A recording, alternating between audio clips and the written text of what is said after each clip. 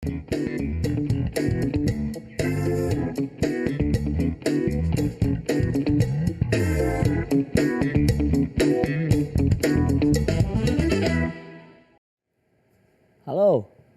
Klar, di mana? Bener nih hari ini kita pakai pink bener ya? Bener, kamu pakai pink kan? Udah dateng dari sini. Bener pakai pink. Iya, kan kita mau ke ulang tahunnya Lisa Blackpink. Aduh, mau Blackpink karena ya. hari itu ada yang spesial. Oh jadi pink ini karena hari ini spesial. Spesial dong. Apaan tuh spesialnya? Spesialnya itu karena kita akan kedatangan seseorang yang spesial juga, bukan seseorang sih, 2 orang ya. Oh 2 orang, Orang oke. yang spesial dan membahas tentang kalau warna pink ini kan melambangkan kewanitaan banget gak sih? Oh iya, jadi sekarang bahasnya tentang wanita nih? Iya. Menarik dong nih. Kenapa kayak gitu tatoannya ya? Iya. Ya kurang lebihnya seperti itu lah. Oke. Gitu. Tapi lebih kepada menarik sih wanitanya ya, tapi kankernya ini enggak. Jadi warna pink ini berhubungan sama kanker gitu maksudnya? Betul. Apa hubungannya emang? Ya ada lah warnanya kan. Oh, Emang apa sih? nggak pernah lihat pita-pita yang melambangkan kanker tapi itu? kuning bukan sih biasanya? Iya sih, tapi sebenarnya banyak sih, gak cuma satu warna doang ya, gak Oh, cuma iya, warna iya. kuning. Oke. Warna pink, warna biru, orange, pokoknya banyak banget lah. Tapi Oke. kalau untuk warna pink itu melambangkan tentang kanker payudara. Oh, kanker payudara. Benar. Jadi makanya kita mau bahas tentang wanita tapi khususnya sekarang kanker payudara. Benar, kayak Ya keren sebenarnya tapi gak keren gitu ya kankernya tapi nggak apa-apa. Biar pemirsa tahu manfaatnya seperti apa. Apakah Betul. harus ada deteksi dini kah? ya. Harus, tapi kenapa harus dini? Kan gak Ya cuma harus mungkin dini. Mawar Melati bisa juga mendeteksi yang harus dini. Oke, kalau gitu mungkin langsung aja nih kita buka Ya, kita buka dulu caranya ya. Oke. Biar kita semakin tahu nih siapa Oke. dan apakah hanya Dini yang membutuhkan. Iya, Nah. oke. Kita sapa dulu ya. Oke, tentunya selamat Assalamualaikum. pagi dan semangat pagi Indonesia. Oke, apa kabar semuanya? Mudah-mudahan baik-baik saja dan kita kembali lagi di Halo Dokter karena sehat itu asik. Jumpa lagi dengan saya Clara dan saya tentunya- Davi. Dan kali ini kita akan kedatangan 2 narasumber yang tentunya seru sekali ya, karena Yes. temanya juga tidak kalah serunya, yaitu Ya. tentang Deteksi deteksi dini kanker payudara. Nah, dan kita ada 2 narasumber yang memang sudah banyak berkecimpung di dunia perkanseran payudara ini. Oke, dunia perkanseran Iya. ya bahasanya. Tapi bukan ya. hanya tentang membahas deteksi dininya, cuman kita juga nanti akan membahas kaitannya dengan nutrisi dan asupan makan.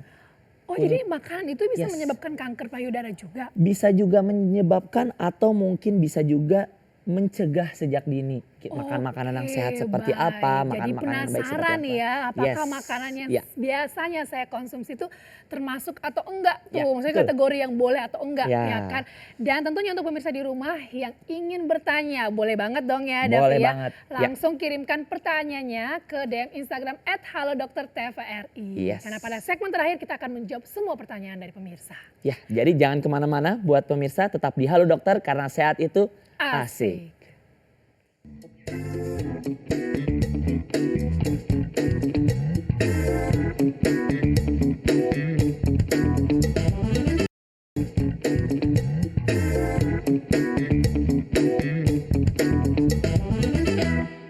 Kembali lagi di Halo Dokter karena sehat itu asik. Masih mengenai deteksi dini kanker payudara. Betul sekali. Tapi Ya. by the way kayaknya belum disebutin ya narasumbernya Iya, ya. karena surprise buat pemirsa. Oh, emang Iya. sengaja ya, suka Emang bikin sengaja, emang suka bikin pemirsanya penasaran. ya. Jadi ada pemateri kita atau narasumber kita yang pertama itu ada Dr. Nanda Putri Sintia. Dan narasumber yang kedua membahas tentang gizi ada Dr. Nugrahayu Widiawardani MGizi SPGK atau spesialis gizi klinik.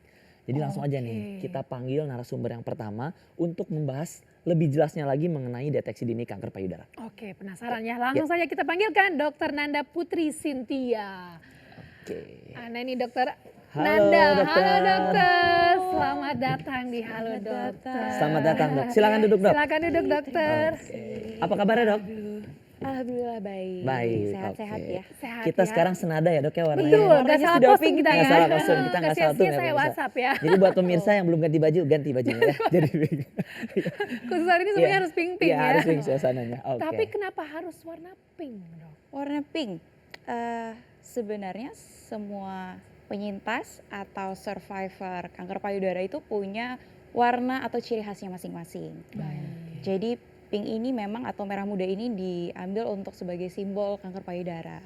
kanker yang lain kuning, kanker anak, atau warna lainnya untuk kanker yang lain gitu. Oke, jadi memang banyak ya, benar Ya, dong ya benar tadi kata banyak. saya ya. Dan khusus hari ini kita akan membahas mengenai deteksi dini kanker Betul, payudara. Oke, ngomongin tentang kanker payudara nih dok ya. Kalau di Mm-mm. Indonesia sendiri dia ditempatkan di posisi keberapa untuk saat ini?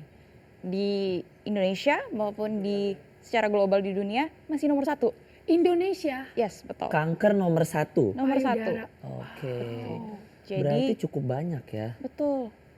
Tidak hanya satu populasi wanita saja, tapi dari kedua jenis kelamin pun breast cancer masih nomor 1. Oh, Jadi di laki-laki pun juga bisa terkena kanker payudara betul. ini Bisa. ya dok ya. Oke. Betul. Wow. Jadi bisa. Oke, kalau untuk rentan usianya apakah sekarang ya untuk saat ini Mm-mm. cenderung lebih mudahkah atau memang di atas 40 tahunan dok? Oke, untuk usia sebenarnya trennya mulai bergeser. Kalau kita tahu mungkin zaman dulu ketika usia 40 tahun atau 50 tahun ke atas baru ada yang terkena. Tapi sekarang kalau pengalaman pribadi saya yang paling muda 25 tahun. sudah 25. terdiagnosis Betul, dari- kanker payudara. Betul, jadi usia Oke. 25 tahun sudah terdiagnosis. Jadi trennya sekarang turun Sudah lebih mulai muda. bergeser ke Betul. lebih muda ya. Makin muda ya. Makin Jadi muda. makin muda tuh potensinya juga semakin Betul. ada Iya, gitu. betul. Tapi jadi penasaran dok, kira-kira apa sih yang biasanya dirasakan sampai-sampai kita harus itu menyadari bahwa ini saatnya ke dokter ya Ya. kan? Dan Oh, itu yang seperti akan dibahas apa? sekarang ya Betul, dok ya. betul. Jadi Oke, dok, makanya mungkin sudah ada bergeser ke Betul, usia betul. muda, deteksi dini juga sangat penting jadinya dok ya. Betul. Oke, boleh langsung dok kita Langsung lihat aja ya. Slide-nya, bagaimana dok. pemaparannya. Oke, kenapa dibawa ini? Karena itu tadi, satu, secara populasi di Indonesia maupun secara global di dunia masih nomor 1. Oke. Angka kematiannya pun masih tinggi. Wow. Makanya kita perlu deteksi dini. Oke, salah satu rumah sakit khusus kanker yang swasta satu-satunya di Indonesia adalah MRCCC Siloam Semanggi. Oke. Gitu. Kita punya perawatan komprehensif dari mulai deteksi dini sampai ke paliatif dan rehabilitasi. Jadi lengkap semua. Jadi pasien datang apapun bisa kita lakukan di situ. Di rumah sakit MRCCC Siloam.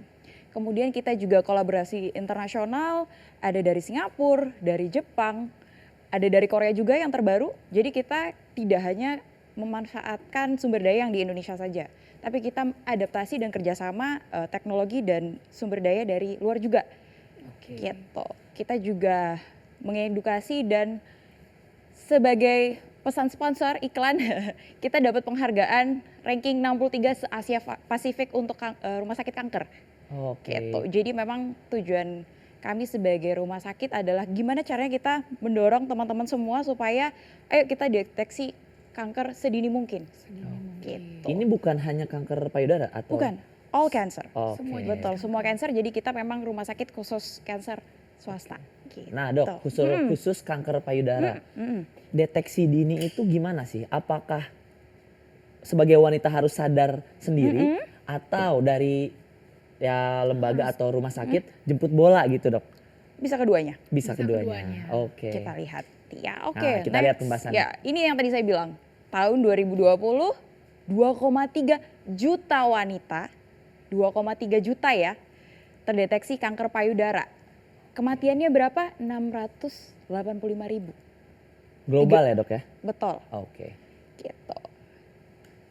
Dari semua umur, semua gender, nomor 1 breast. Nomor satu. Ya, breast. 16% yang tadi saya sampaikan. Kemudian dari wanita pun untuk jenis kelamin perempuan, wanita masih sama, breast nomor 1 Oke. gitu. Ya, masih tinggi 16%, wanita untuk di populasi wanitanya sendiri 30,8%. Jadi bagaimana misi kita untuk menurunkan angka ini? Salah satu caranya adalah dengan kita mengajak teman-teman semua untuk deteksi dini. Oke. Gitu. Ini data tahun 2020 ya dok? 2020 Itu betul. masih cukup baru gitu Masih kan. cukup baru dan trennya gimana dok? Meningkat berarti? Trennya masih meningkat. Makanya penting itu ya dok Betul, ya, ini yang namanya pentingnya deteksi kita dini ya pemirsa. untuk deteksi dini. Oke. Gitu. Boleh dilanjutkan dok? Ini yang tadi saya bilang, biasanya ditemukannya itu di stadium 3 untuk Indonesia. Oke. Stadiumnya ada 4. Yang paling awal, paling dini itu di stadium 1. Jarang banget ketemunya. Jadi hanya ketemu di paling banyak di stadium 3. Gitu. Dokter, apakah di stadium 1 dan 2 itu belum kelihatan? Misalkan benjolannya atau mungkin rasa nyerinya, Oke. sakitnya atau seperti apa, Dok? Keluhan relatif. Tetapi keluhan yang lain kalau misalkan tidak ada teraba benjolan, tidak ada sakit di payudara, dengan kita deteksi dini harapannya adalah amit-amit kalau ada sesuatu kita taunya di stadium yang ini, stadium 1. Itu dengan bantuan pemeriksaan dokter dan pemeriksaan penunjang yang lain. Penunjang yang Gitu. Oke, berarti deteksi dini itu tanpa keluhan kita adakan pemeriksaan penunjang Betul, ya betul untuk bisa sekali. dapat stadium 1. Betul. Karena Oke. apa? Kalau stadium 1 ketemunya angka kesembuhannya bagus dibandingkan sama yang stadium 4. Tentu saja. Gitu. Itu harapannya. Jadi Berarti stadium 3, kan tadi dibilangnya dok banyaknya ketemu Iya, stadium 3. mulai Betul. ditemukan. Berarti sudah banyak keluhan atau sudah ada keluhan ya? betul sudah nampak keluhan, sudah ada berani ketemu dokter biasanya itu. Oke. Sekarang Biasanya- mungkin yang jadi penasaran tuh keluhan seperti apa ya yang Iya. biasanya dirasakan. Nah, kita lihat. Ini. Oke. Jadi deteksi dini itu perannya penting untuk teman-teman sekalian ketahui. Kita punya 2 term atau bahasa. Satu sadari, yang kedua sadanis. Kalau sadari itu free, murah, nggak perlu ketemu dokter, bisa dilakukan di rumah sendiri. Oke. Sadari adalah pemeriksaan payudara sendiri. Gitu. Oke. Yang perlu dilakukan apa? Berdiri di depan kaca, posisinya bajunya sudah dibuka. Perhatikan apa? Adakah perubahan bentuk dan ukuran pada payudara? Normalnya memang ukuran kanan dan kiri berbeda ya, tidak simetris. Tetapi ketika bentuknya berbeda drastis sekali, Drastis? itu perlu diperiksa kenapa. Gitu. Kemudian ada perubahan dari kulit atau enggak. Mungkin teman-teman tahu kayak kulit jeruk. Iya. Ya, ada keriputnya, bintik-bintik terus tebel. Nah, itu perlu diperhatikan juga karena itu salah satu tandanya. Oke. Itu Jadi salah satu tanda ya? nggak selalu harus benjolan. Bisa muncul perubahan kulit seperti ini. Atau tiba-tiba ada rash atau ruam gak hilang-hilang, udah bolak-balik dokter kulit nggak sembuh-sembuh. Itu juga bisa salah satu tandanya. Jadi sekali lagi tidak selalu dalam bentuk benjolan keluhannya. Baik. Gitu. Selain di bagian payudara, yang perlu diperiksa adalah bagian ketiak. Kenapa? Di ketiak kita itu ada kelenjar getah bening. Oke. Kalau kita mau periksa, paling gampang yang dekat dengan payudara adalah ketiak. Iya. Jadi kalau ada keluhan di payudara, yang paling dekat organ yang kita bisa periksa adalah di ketiak. Gitu. Oke. Selain itu, ada cairan atau tidak yang keluar dari nipple, dari putingnya. Normally kalau ibu menyusui pasti akan Pasti keluar. ada. Ya, Iya. betul. Kasih ya, Dok. Tapi kalau tiba-tiba keluar nanah, berdarah, itu sudah warning, sign untuk segera diperiksa. Gitu. Selain itu, puting payudara yang tertarik ke dalam, itu juga perlu diperiksa. Tetapi ada beberapa kondisi secara anatomi mungkin dari dulunya sudah tertarik ke dalam, it's okay, it's fine, gak masalah. Tetapi ketika tiba-tiba, dok kayaknya bulan lalu saya tidak seperti ini. Kok tiba-tiba nipple saya tertarik? Nah itu harus diperiksa juga. Oke. baik. Dok, tapi kalau misalnya kita misalnya nih sudah sadari menemukan benjolan. Mm-mm. Tapi itu kan belum tentu cancer dong harusnya. Betul, betul sekali. Nah, itu bisa ke arah lain. Bisa. Nah, nanti dijelaskan dok setelah yang melewat ya. Ya, Oke, boleh. dokter boleh duduk dulu. Oke, Silakan dok. ya. Nah, buat pemirsa yang masih penasaran atau ingin bertanya lebih lanjut, bisa langsung DM aja ke Instagram kita ke @halodoktertvri. Tanya aja sebanyak-banyaknya untuk mengetahui deteksi dini payudara ini ya. Oke, jadi buat pemirsa jangan kemana-mana, tetap di Halo Dokter karena sehat itu asik. Asik.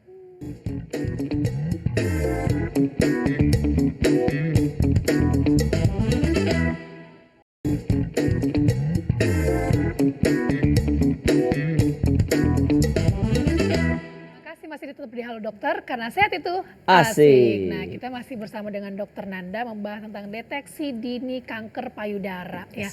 Tadi sebelum jeda pun sempat ditanyakan oleh Davi ya. Ya. Kalau ada benjolan itu kan tidak selamanya tentang kanker atau bisa jadi penyebab karena yang lain ya, Dok ya. Betul. Nah, kira-kira membedakan benjolan yang karena kanker dan yang bukan kanker itu seperti apa, Dok? Kalau secara pemeriksaan fisik saja, kita harus tahu terminologi kanker itu sendiri. Kanker itu sebenarnya adalah perubahan atau pertumbuhan sel yang tidak normal. Sel itu seharusnya punya masa hidupnya. Misalkan gampangnya, awamnya punya waktu hidup 1 minggu. Ketika 1 minggu mati, kemudian akan produksi yang baru lagi selnya. Tidak dengan kanker. Kalau kanker terus hidup, nggak ada yang bisa menstop perjalanan si selnya ini. Gitu. Oke. Yang paling gampang kita lihat adalah dari bentuk. Makanya rata-rata ada benjolan semakin besar. Semakin besar. Membedakan yang paling mudah dengan yang tidak bersifat kanker adalah dari progresivitas atau waktunya.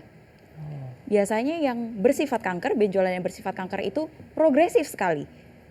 Dalam waktu minggu, bulan itu ukurannya bisa berbeda. terus membesar ya dok? membengkak Betul, gitu ya, betul. Dok, ya. Oke. Jadi mungkin Semakin gampangnya teraba ya. betul. Jadi gampangnya benjolannya. teman-teman kalau periksa kayaknya tahun lalu atau bulan lalu masih seperti ini ukurannya. Kita bisa bilang kemungkinan bukan bersifat kanker. Oh, Gitu. oke. Tadi dokter juga sempat menyebutkan tentang bentuknya ya. Misalkan betul. kalau kita melihat bahwa oh bentuknya berbeda nih. Bagaimana dengan orang yang mengalami kenaikan berat badan, Dok? Kan tentunya Oke. pasti ukuran daripada Berubah juga payudaranya ya? Betul, ikut betul. berubah Ya. gitu. Kalau dari teman-teman yang mungkin ada perubahan berat badan, satu kita harus bisa meraba payudara kita sendiri. Artinya ketika perabaannya ada yang berbeda, saya bilang perabaan ya bukan ukuran. Oke. Ketika perabaannya ada yang berbeda artinya sebelumnya tidak seperti ini perabaannya, tiba-tiba tambah keras atau ada teraba benjolan, itu perlu dicek. Atau kalau tidak terbiasa perlu ke dokter, itu fungsinya sadanis. Oh ya tadi yang Jadi sadari saling dan melengkapi sadanis. ya. Betul. Sadari dan Oke. sadanis itu saling melengkapi ya, Betul, Dok ya. Mungkin kita penasaran nih yang sadanis itu gimana ya? Betul. Nah, Mungkin gimana, bisa Dok? Boleh, dilanjutkan, Dok? dokter. Jadi kalau sadanis itu periksa payudara klinis. Jadi memang dilakukan oleh tenaga kesehatan. Fungsinya apa? Ketika teman-teman sekalian mungkin ragu, tidak terbiasa untuk memeriksa payudara, gitu. Sadanis ini dilakukan oleh dokter atau tenaga kesehatan minimal 1-2 kali dalam setahun. Tidak atau adanya keluhan memang harus ke dokter sebaiknya, gitu. Oke. Jadi pemeriksaan klinis oleh dokter kemudian dilanjutkan dengan penunjang yang lain. Bentuknya ada USG payudara, kayak ibu hamil ultrasound, Iya. kemudian dengan mamografi satu lagi. Nah seperti dok, itu. maaf dok, motong. Jadi kalau misalnya wanita dia nggak terbiasa dengan sadari ini gitu. Betul. Mau langsung sadanis boleh nggak dok? Boleh, Boleh. karena kita biasanya di klinik, di dokter-dokter yang ada khusus untuk unit payudara mengajarkan. Oke. Gitu. Kita ajarkan pemeriksaannya seperti apa, kita pakai media manekin. Jadi pasien merasakan experience gini loh pegang benjolan gitu. Jadi at least Oh, ketika iya. sudah selesai ke dokter dia tahu apa yang harus diperhatikan seperti itu. Ya, Itu Kak. bisa didapatkan ketika ke sadanis ini ya. Betul, Dok? betul Oke, sekali. nah usia berapa boleh ke Nah, sadanis? itu dia, Dok. Nah, usia. Untuk rekomendasi pemeriksaan penunjang itu bisa start usia 25 tahun. 25 tahun. Betul, Oke. untuk datang rutin check up gitu. Tetapi untuk sadanis usia berapapun sebenarnya Untuk bisa. sadari, usia berapapun. Sadari untuk usia berapapun bisa Apapun boleh. sebenarnya. Tapi ini di sini menariknya sebulan sekali hari ke-7 sampai dengan 10 Betul. ya. Dari hari pertama haid ya, Dok ya. Betul, gampangnya hari ini hari Senin misalkan. Mens pertama hari Senin, maka Senin minggu depannya bisa periksa payudara sendiri Periksa. seperti Oh, itu. oke. Karena memang pengaruh daripada haid ini kadang membuat payudara itu semakin kencang dan besar ya, Betul, Dok ya. semakin mudah sensitif, Betul. sakit, nyeri dan lain sebagainya. Kita mau menghilangkan faktor itu sebenarnya. Oh, bukan karena hasilnya bias gitu ya, Dok ya. Bisa jadi Bisa seperti jadi itu. juga ya. Bisa jadi ya. Oke. Gitu. Kalau untuk USG sama mamografi ini kategori orang seperti apa yang boleh mencoba atau menggunakan USG dan mamografi, Dok? Atau semuanya boleh? Oke, kita punya rentang usia. Jadi ultrasound atau USG ini bisa dilakukan di atas 25 tahun ke atas semuanya bisa pakai. Oke. Gitu. Dengan mamografi, satu tidak boleh ibu hamil, itu pasti karena ada radiasi. Kemudian mamografi disarankan di usia 40 tahun ke atas 40 tahun Oh. kan. atau 35 tahun ke atas dengan resiko tinggi. Artinya sudah ada keluhan payudara sebelumnya, sudah pernah kena kanker sebelumnya. Yang sadari ini udah ketemu nih mungkin. Betul. Oke. Jadi kita udah lihat ada tanda-tanda nih, kita Oke. lakukan. Tapi usianya harus 35 tahun ke atas Ya. tadi ya. Betul, sesuai dengan Nah, mungkin kebutuhannya. satu pertanyaan lagi nih dok, Mm-mm. bagaimana dengan wanita yang mungkin dengan ukuran payudaranya lebih kecil, minimalis Oke. lah, Iya, kan ada minimalis, ya iya, anatomi iya, seperti iya. itu. Itu Oke. lebih direkomendasikan yang mana dok? Ini balik Karena lagi. kan kalau setahu saya ini harus ditaruh Betul. ya, di Ya. tatakannya Betul. gitu ya dok ya. Jadi kalau untuk mamografi itu intinya ada plate, ada Mhm. penyangganya, kemudian dijepit memang gitu. Ada beberapa alat yang mungkin bisa mengcapture atau mengambil gambar ukuran payudara apapun, tergantung alat. Tetapi ketika pengambilan mamografi dirasa tidak sempurna, USG bisa membantu sebenarnya. Gitu. Oke. Kalau memang dibutuhkan sekali mungkin akan lanjut ke yang lebih advance, MRI. Oh. Gitu. MRI. Betul. Nah dok, kalau misalnya nih kondisi wanitanya ini menyusui dok. Betul. Nah, bagaimana tipsnya untuk sadari atau sadanis ini? Oke. Karena kan kalau menyusui payudaranya pasti kan membesar. Betul betul. Ya. Ibu menyusui tetap boleh untuk sadari. Gitu. Sadarinya seperti biasa setiap bulan, payudaranya dikosongkan dulu, dikeluarkan ASI-nya Oke. supaya kita tidak bias ini bengkak karena ASI-nya full Betul. atau karena ada benjolan Ada yang lain. benjolan. Betul. Oke. Untuk pemeriksaan sadarisnya juga seperti itu. USG nggak ada masalah ya. Tapi untuk mamografi karena ada penekanan dalam tindakannya, mungkin itu tadi ASI-nya dikeluarkan terlebih dahulu sebelum tindakan. Gitu. Oh, Tetap boleh. Tetap boleh ya berarti Betul, ya. tetap boleh. Termasuk yang apa namanya ini USG ataupun mamografi Betul, juga nggak betul. masalah berarti ya. Oke, Oke. dan ini dilakukan 1 sampai 2 kali per tahun ya untuk yang Betul. sadanis Nah, ini, iya jam 6 ini. bulan sekali ya. Betul. Jadi lumayan harus sering juga karena kan tadi mengingat angka kejadiannya cukup tinggi ya dok ya. Betul. Betul, Tapi jadi betul penasaran dok, faktor penyebabnya ya, faktor resiko. Yes. Apa sih yang menyebabkan terjadinya kanker payudara dan sampai berhasil menduduki posisi pertama loh? Iya. Oke. Ini secara garis besar payudara yang tadi mungkin disampaikan kalau benjolan sudah pasti bersifat kanker? No. Oh, belum Gitu. tentu ya. Belum tentu. Ini yang tadi saya jelaskan, penumbuhan atau pertambahan sel yang tidak normal. Kita bahasa medisnya untuk segala macam benjolan itu adalah tumor. Itu yang perlu saya garis bawahi. Biasanya teman-teman sekalian di luar yang awam takut duluan dengar kata tumor. Benar. Karena udah Iya. pikirannya sudah kemana-mana. Kemana-mana. Oke. Betul, padahal itu adalah terminologi medis untuk menjelaskan benjolan. Benjolan. Tinggal garis besarnya adalah dia yang tidak bahaya atau jinak kita bilangnya.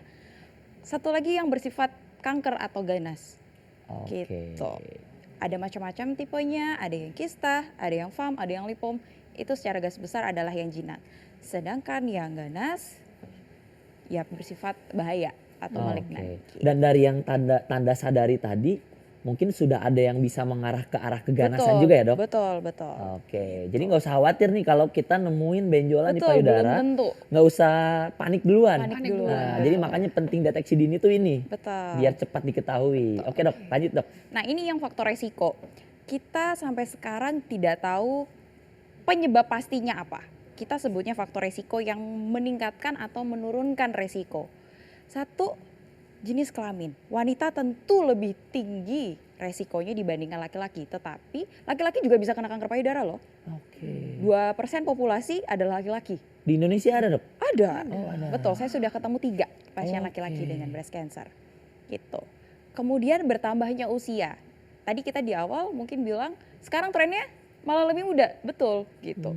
Sekarang yang lebih muda bukan berarti tidak deteksi dini ya, karena seperti tadi dibilang trennya sudah ke usia muda. Kenapa tuh dok? Apa karena makanan? Gaya hidup? Satu bisa jadi gaya hidup.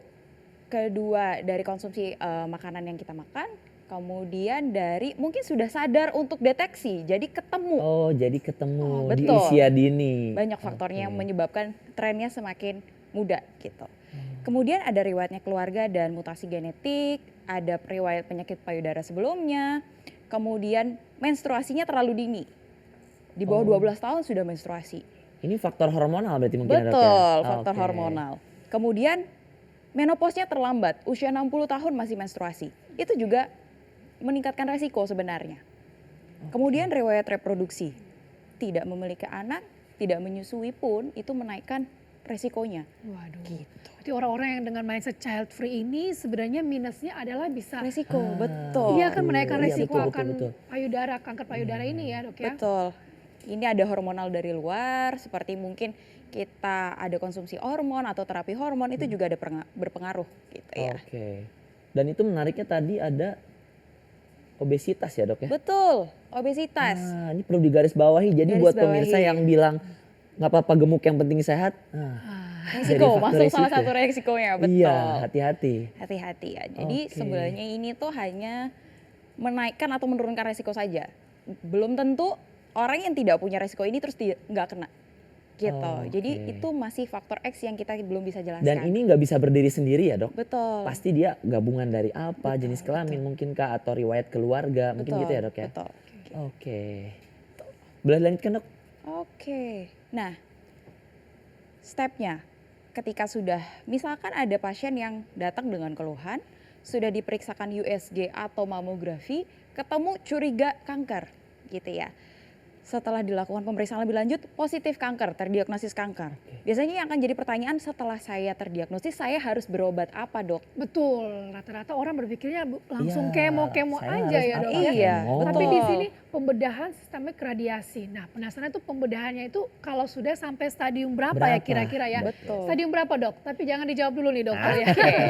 Ini Seperti biasa dok. Ya, silakan duduk, duduk. bagiannya menyenangkan Ya. ya.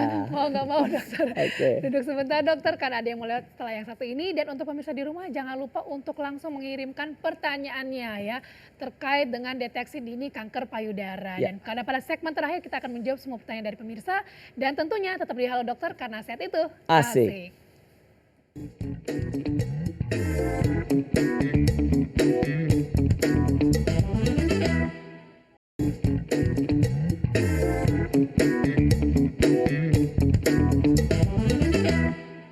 Oke, kembali lagi di Halo Dokter karena sehat itu Asik. Masih membahas juga tentang deteksi Deteksi dini kanker payudara. payudara, Oke. betul. Tadi pertanyaan terakhir dari Clara itu mengenai tata laksana ya dok ya. Iya, Betul. Jadi buat pemirsa yang memang beranggapan bahwa setelah terdiagnosis kanker itu sebenarnya tidak serta-merta langsung kemo, Betul. langsung operasi gitu kan. Iya, Pasti ada tahapannya ya dok. Betul, Nah itu betul. seperti apa dok?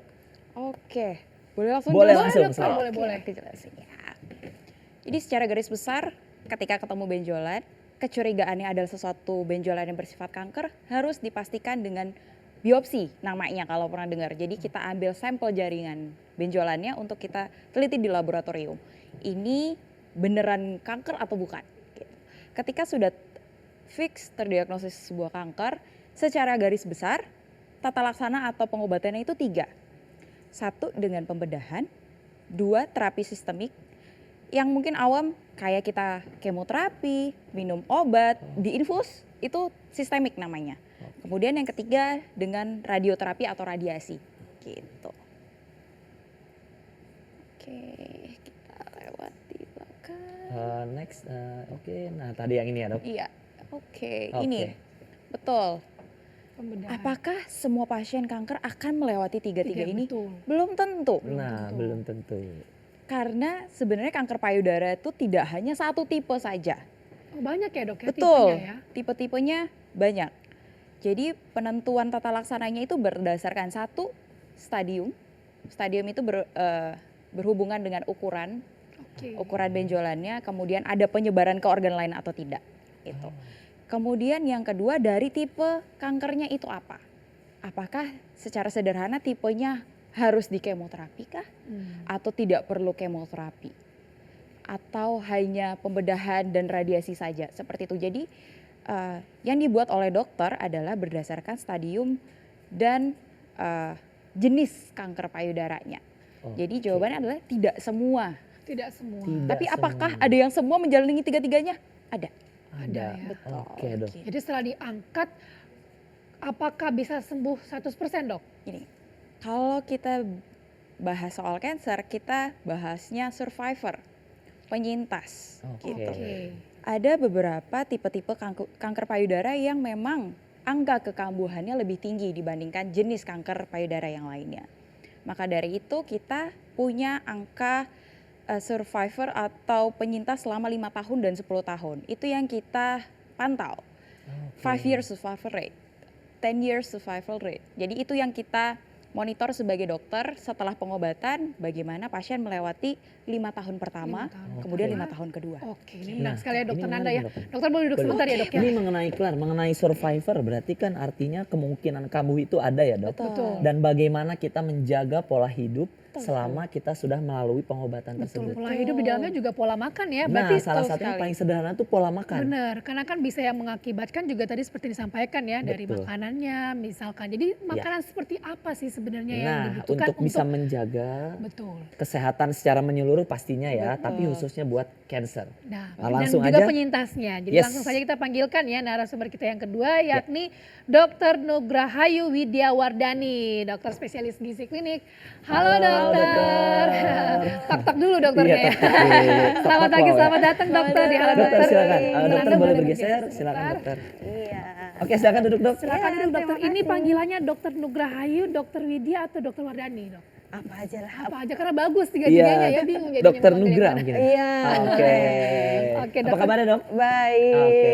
Sehat ya dok ya? Iya, sehat alhamdulillah. Nah dok, kita lagi bincang-bincang tentang deteksi dini kanker payudara nih dok. Baik, Jadi baik. kan dokter ini selaku seorang spesialis gizi klinik, Baik. tentu concern juga ya dok Iya. terhadap makanan-makanan mungkin yang memicu cancer atau makanan-makanan yang Iya. dapat meredakan cancer Iya. atau yang saya tahu nih makanan-makanan yang bisa mendukung selama proses terapi. Iya, Nah, betul betul, ya, Dok? betul. Kita sama mater nih.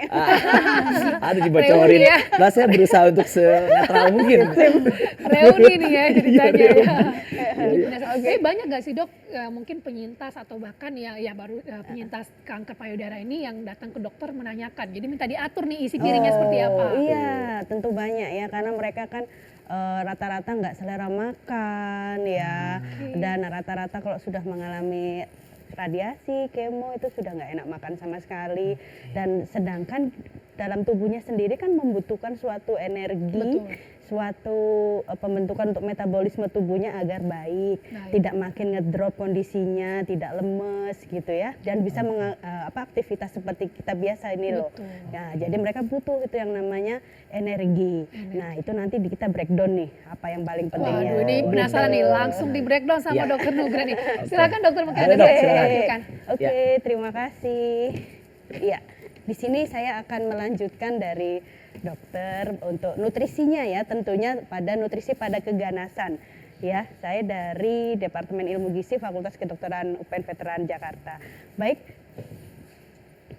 Nah, sebelum kita mengenal tentang bahaya, tadi sudah diterangkan, dan runutan bagaimana saya akan memberikan sebagai dokter gizi memberikan nutrisi sesuai dengan karbohidratnya, proteinnya, lemaknya, dan kebutuhan yang cukup. Tentunya kita harus mengerti bagaimana sih sebenarnya terjadinya cancer itu, apa sih yang menyebabkan sampai ada beberapa gejala yang harus kita warning untuk makan yang lebih baik gitu ya. Jadi di sini saya ini memang secara kayak ilmiah banget ya, tapi di sini intinya bahwa di dalam cancer tadi ya ada proses terdapat inflamasi yang secara sistemik ya. Di situ ada lonjakan-lonjakan sel darah putih yang kuat ya. Kayak peradangan gitu ya, Dok? Betul, Dr. Oke. Davi ya. Terus di situ nanti akan menyebabkan sistem tubuh kita tidak teratur, terutama di pusat otak, seperti menyebabkan selera makan yang menurun yang kita sebut anoreksia. Nah, dan ada penurunan berat badan juga yang tidak diduga gitu secara tiba-tiba, dan kemudian biasanya pasiennya lemah, letih, dan ada nyeri, dan bahkan sampai terganggu lah kejiwaannya, jadi depresi seperti itu ya.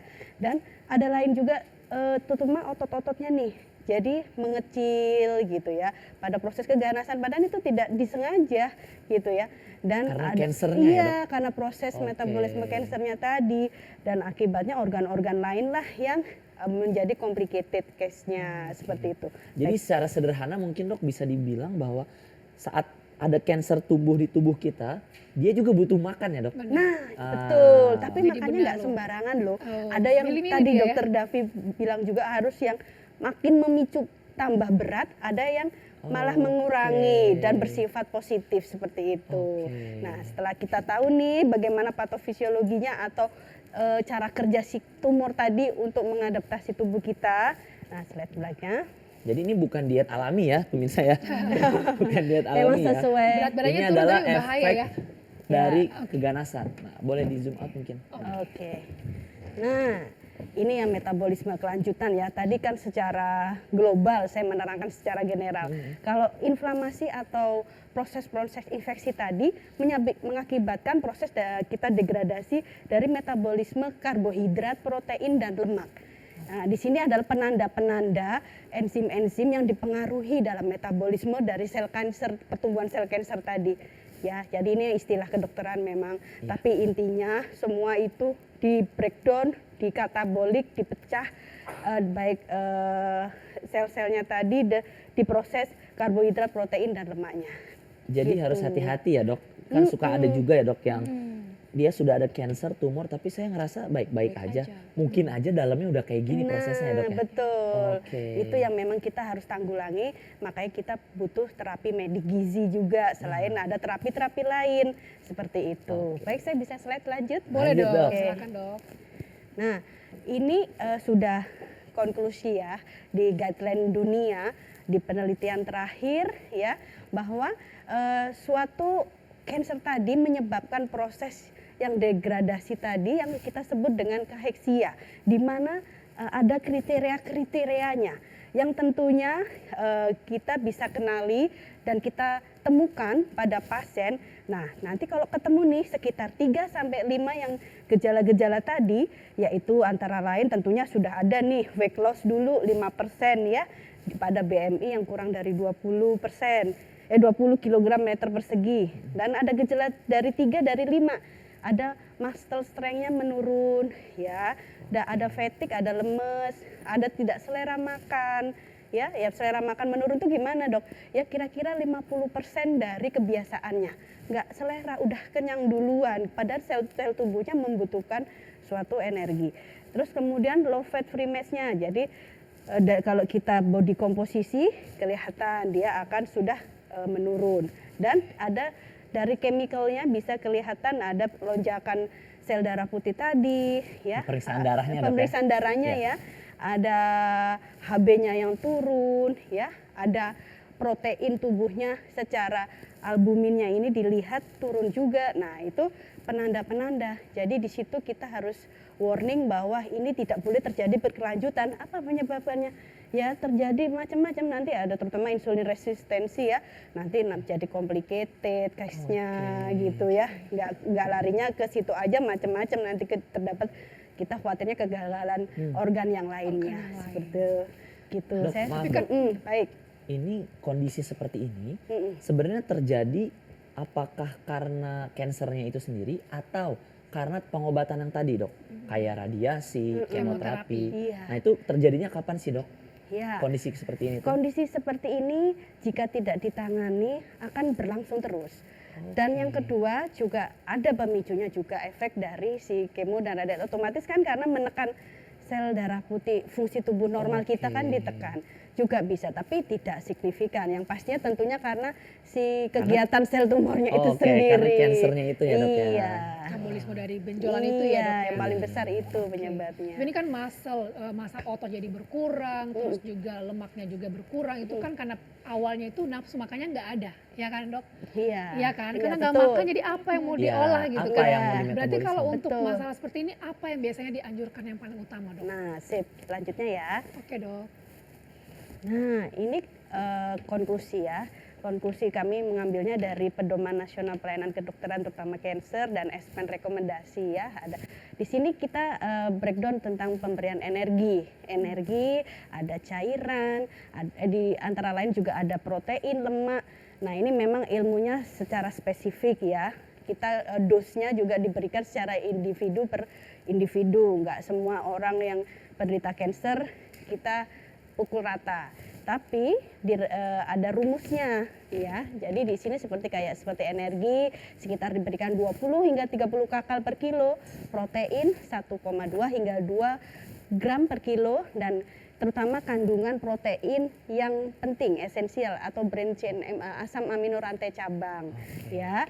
Di situ juga diberikan lemaknya 25 hingga 35%. Dipilih lemak yang bagus, yang esensi, terutama omega 3 ya, terus asam lemak rantai MUFA ini, monounsaturated fatty acid, ya, dan kemudian karbohidratnya sekitar 45 sampai 55%, terutama yang kompleks. Nah, cairannya juga begitu. Kalau di atas 65 tahun sekitar 30-35, 20-5, 35-40, vitamin mineral cukup, ya. Bisa ditambahkan dengan suplemen, dan asam amino itu tadi dosisnya seperti ini. Nah, ini pelajaran gizi banget sih memang Nah, ya. Dok, maaf dok, saya di banyak pertanyaan nih. Biasanya kan kalau orang sudah cancer, mereka justru sebenarnya kurang paham mungkin masalah Iya. makannya harus seperti ini. Oke. Biasanya suka, dok saya boleh nggak sih makan daging? Dok saya boleh nggak goreng-goreng? Nah itu Ya. sebenarnya boleh nggak? Tapi Nah. jangan dulu dijawab dok, Oke. karena ada yang melewat dulu. Dokter silakan duduk dulu Iya, dok. terima kasih. Oke. Part menariknya bagi Menarik bagi nih. Davi ya. Iya, aduh saya netral di sini kok. Tenang aja. Saya netral. Ya. Jadi buat pemirsa yang masih ingin bertanya dan penasaran bisa langsung aja DM ke Instagram kita ke @halodoktertvri. DM sebanyak-banyaknya, tanya sebanyak-banyaknya mumpung ada pakarnya di sini. Jadi jangan kemana-mana, tetap di Halo Dokter karena sehat itu asik. Asik.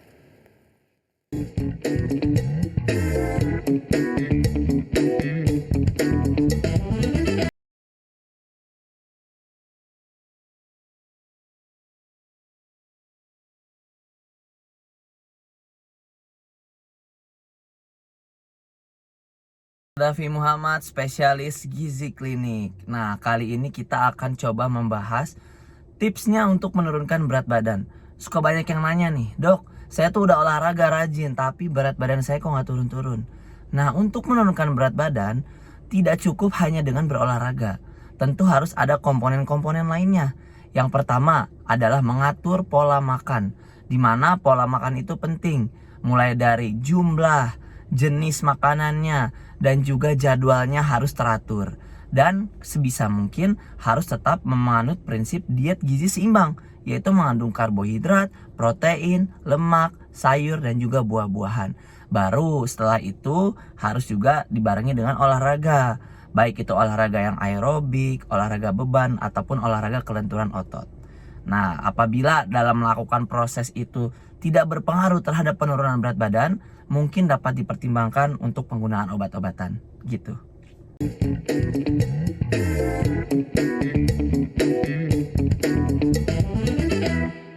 Kembali lagi di Halo Dokter karena sehat itu Asik. asik. Nih, kita lagi membahas tentang gizi ya yang Yes. tepat untuk para ya penyintas tentunya, Penyintas, dan juga bagaimana caranya agar supaya terhindar nih Nah, dari kanker, iya. kankeran ya. Kalau kata Davi kanker-kankeran. Nah, mungkin bisa dilanjutkan ya, Dok ya. Tapi sebelumnya tadi ada pertanyaan dari Davi ya. Tadi terkait tentang kalau orang yang cancer itu nggak boleh makan ini, nggak boleh makan itu, nggak boleh goreng-goreng. Tapi pengen goreng-gorengan, Tapi masih pengen boleh nggak? goreng-goreng. Nah gitu itu ya, Dok ya? gimana dok? Masih boleh nggak sih? Iya, jadi memang dalam komposisi kita gorengan tuh identik dengan lemak ya. Lemak itu ada komposisinya yang tadi saya sebut. Ya nanti kita breakdown nih, misalnya kita ambil 30% dari energi 100%. Misalnya kita ambil 1.500 atau 1.700, kita ambil 30%. Nanti kita breakdown tuh, ada saturated fatty acid, ada monounsaturated dan PUFA. Nah nanti kita breakdown, itu ada guideline-nya juga sudah ya. Oke. Kalau yang jenuh yang paling signifikan tidak boleh dihindari ya, sepertinya bukan hanya cancer ya, penyakit apapun atau kita yang sehat aja itu kurang dari 7%. Ya, jadi kalau misalnya mau gorengan kalau disendokin mungkin hanya bisa 2-3 sendok.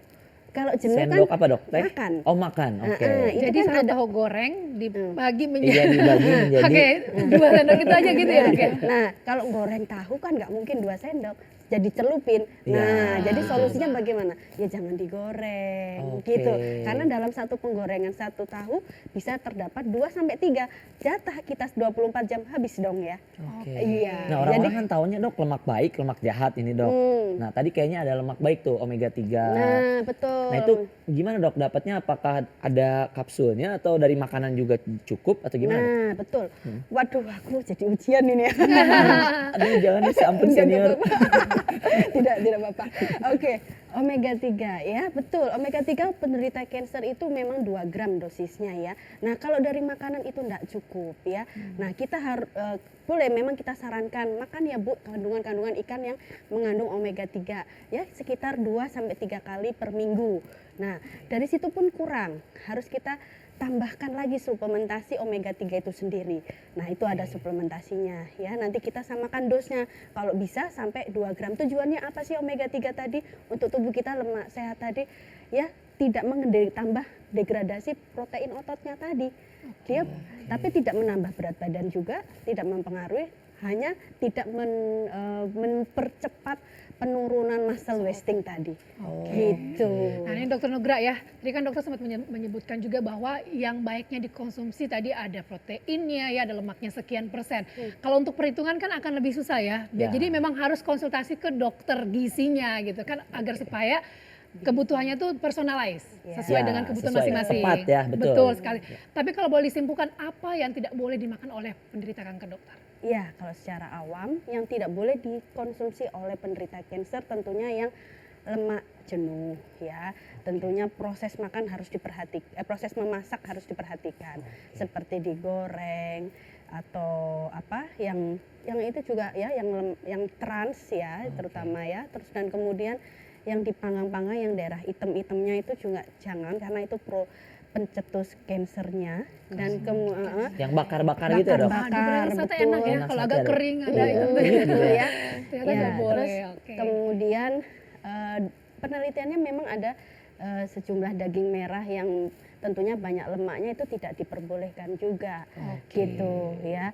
Kita boleh sih konsumsi daging merah, tapi pilih yang benar-benar lemaknya tidak ada. Tidak ada. Gitu. Oke, Jadi lebih ke dagingnya aja. Nah, ini pasti akan banyak pertanyaan tentang makanan ya. Betul Pasti sekali. kan Kayak kita saya langsung boleh melihat makan ini, iya. Jadi langsung aja lah kita lihat lihat. pertanyaan Iya. dari Instagram, Instagram ya, Dok, ya. Dokter Nanda Siapa dan tahu juga ada Dokter pertanyaan Nugra. tentang ini. Ini dari Rizky Aziza Ulfa. Pagi dok, saya mau tanya, anak saya 7 bulan ada jendolan di ulu hati, tetapi anak aktif.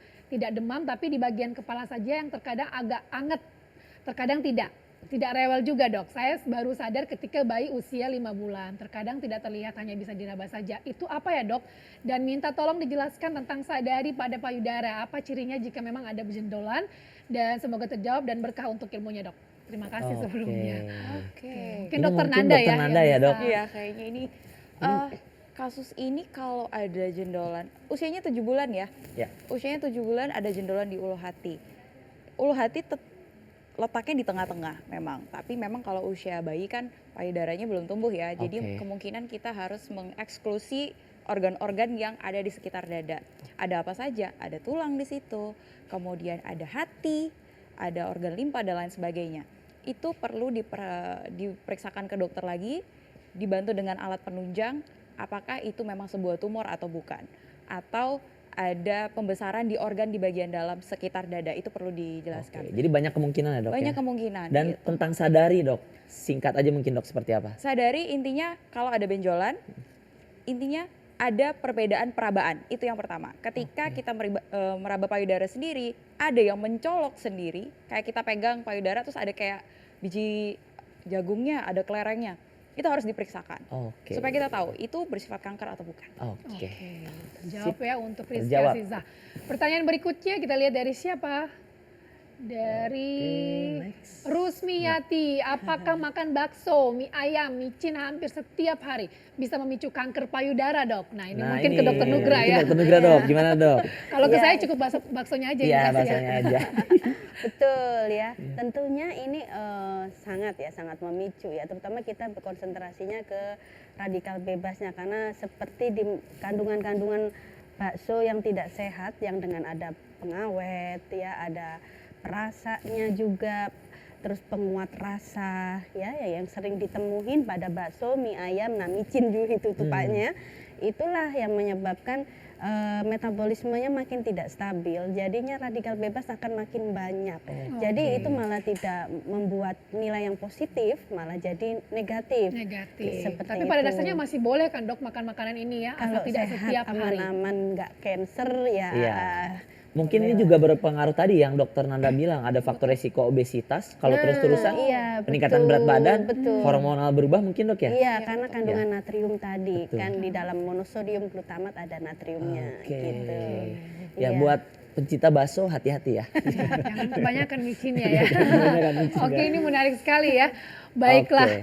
Ini pertanyaan dari Instagram kita rasa cukup ya, Kita Davi rasa ya. cukup karena waktu juga yang membatasi. Betul sekali. Dan topik ini memang nggak akan ada habisnya sih kalau kita bahas. Betul, apalagi soal gizi juga apalagi ya. soal makanan kan. Nah gitu. Jadi buat pemirsa memang di sini deteksi dini kanker payudara itu penting ya Clara. Betul, penting Nah sekali. jadi penting, nggak usah ragu, nggak usah malu ya dok ya. Betul. Karena ini kan demi masa depan juga. Betul Nah, sekali. dan masalah pengobatan dan lain-lainnya itu diserahkanlah ke ahlinya.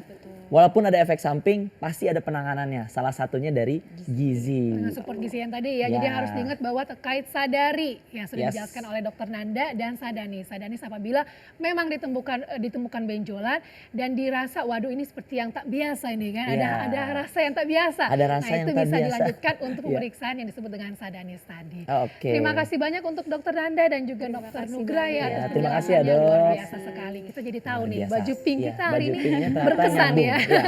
Berkesan Oke. sekali. Dan tentunya terima kasih untuk pemirsa yang sudah menonton kami. Halo Dokter. Terus saksikan Halo Dokter di TVRI. Dan untuk yang kelewatan bisa nonton di mana? Dan Bisa nonton di channel YouTube-nya di TVRI Nasional. Jadi tetap di Halo Dokter, jangan kemana-mana karena sehat itu asik. Sampai Bye. jumpa.